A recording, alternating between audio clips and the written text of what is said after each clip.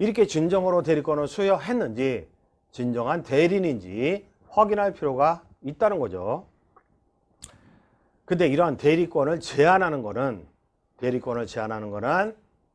법인등기부와 법인청관을 읽어보면 나와 있다는 거죠. 법인등기부는 인터넷 등기부에서 열람할 수 있어요. 인터넷 등기소. 법인청관은 교부를 받으면 돼요. 당사자한테.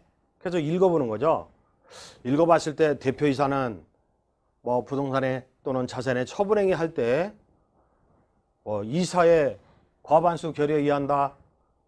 또는 이사의 전원의 동의를 요한다. 또는 작은 법인은 주주들 전원의 동의를 요한다.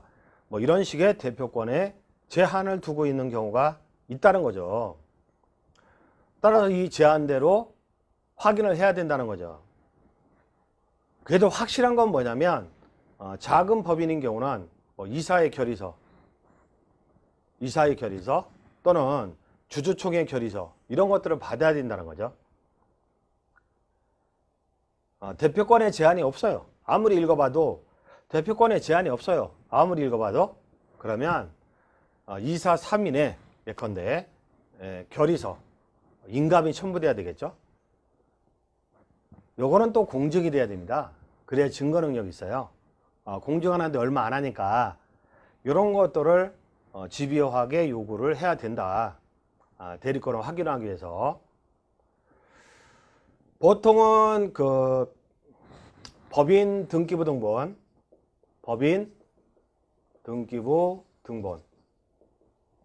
그 다음에 법인 인감 증명서, 그럼 도장의 모양이 나오죠. 그 다음에 인감도장, 사업자 등록증 사본, 요거 가지고 계약을 체결합니다. 요거 가지고 첨부해서. 그 다음에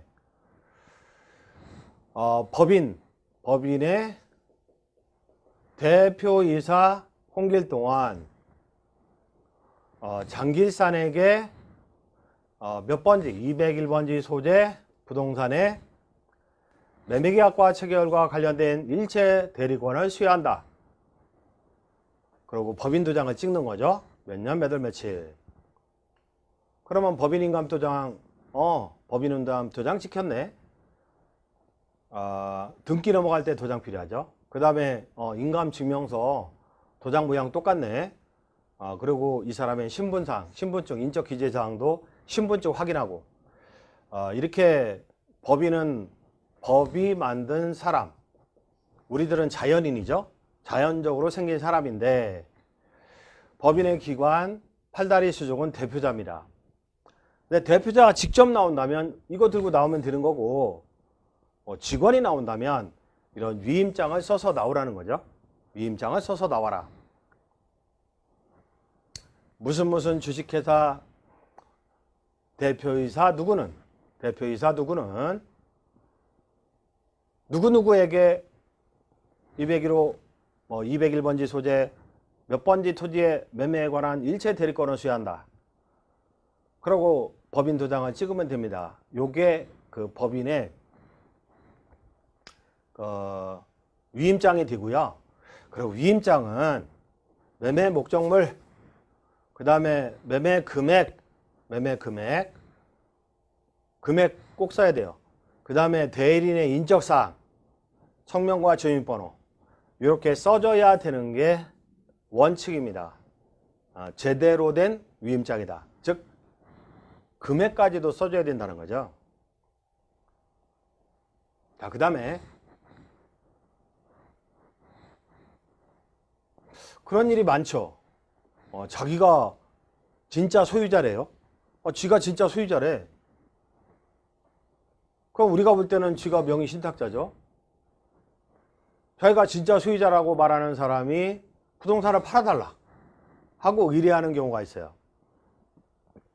근데 이 사람 믿고 거래하면 안 되는 거죠. 반드시 등기 명인을의 이름으로 계약을 해야 되겠죠. 등기 명인을. 그 다음에 위임장도 받아야 되겠죠. 등기 명인은 갑한테 부동산 매매 계약의 대리권을 수여한다는 그럼 위임장도 받아야 되고 등기 명의인의 인감증명서도 첨부해야 되겠죠. 그 다음에 갑이 누군지 신분증도 확인을 요청하고 해야 됩니다. 나아가 등기 권리증도 지참하는 게 원칙이긴 합니다. 우리 판례상. 그리고 전화로 명의자가 잘 모르는 사람이라면 전화로 이 사람한테 확인해야 돼요. 처분의 위임권을 수여했는지, 주민등록번호 끝자리는 뭔지, 주소지, 물건지, 주소는 뭔지 이런 거 확인해야 됩니다. 그 다음에 조합으로부터 부당대행권을 수여받았다고 주장한 건설사를 믿고 미분양분을 할인하여 분양한다. 이런 거 많죠. 세트 판매 10개, 5개, 묶음 판매 이런 사기가 굉장히 많습니다.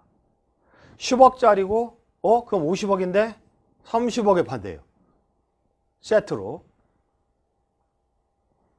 근데 보면은 대부분 매도인이 사기꾼이고 그래서 신문에 나오는 경우가 많은데 소유자가 누굽니까? 시행자죠.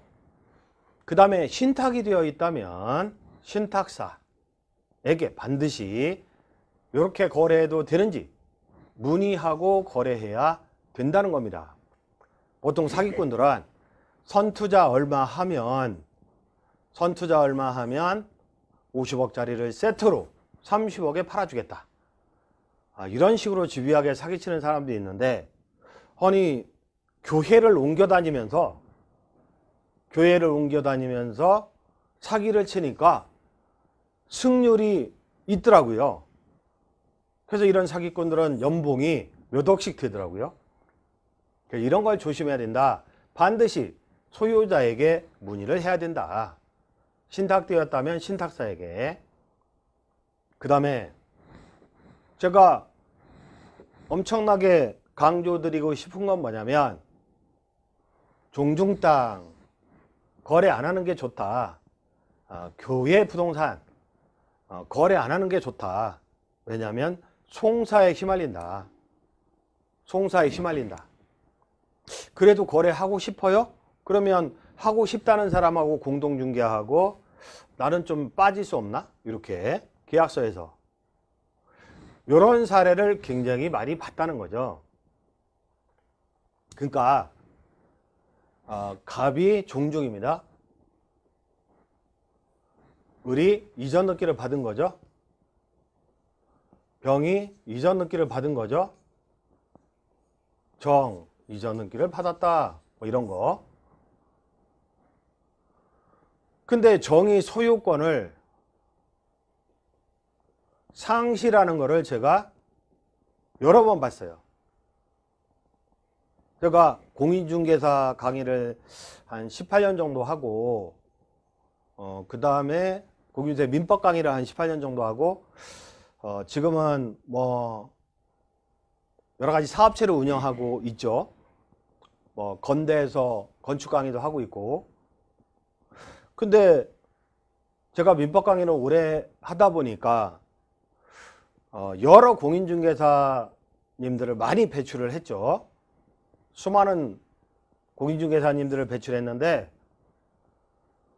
잘 나갈 때는 연락이 없죠. 근데 이렇게 사건 사고가 나면 꼭 마지막에 저를 찾아오더라고요. 뭐 변호사 한 2명 통하고 이렇게 찾아오시더라고요. 이거 어떻게 해야 되냐고. 큰일 났다고. 중개 거래를 했는데 이거 큰일 났다고. 어떻게 해야 되겠냐 하고 찾아오시는데 해결이 되는 경우도 있고 안 되는 경우도 있습니다. 이게 어떤 사정이 있었냐면 이 종중이 처분행위 할 때는 결의를 요하죠. 결의. 근데 종중에서 구성원들한테 통지하죠. 야 우리 총회하니까 모여라 하고 통지하는데 남성한테만 통지를 했다. 그럼 통지는 무효고 결의도 무효, 등기도 무효. 지금은 종중의 구성원은 20세 이상의 남성 그리고 당대 관한한 여성도 포함합니다. 그 자식은 성이 틀리니까 아니지만 그래서 전원하게 소집 통지를 해야 된다고요.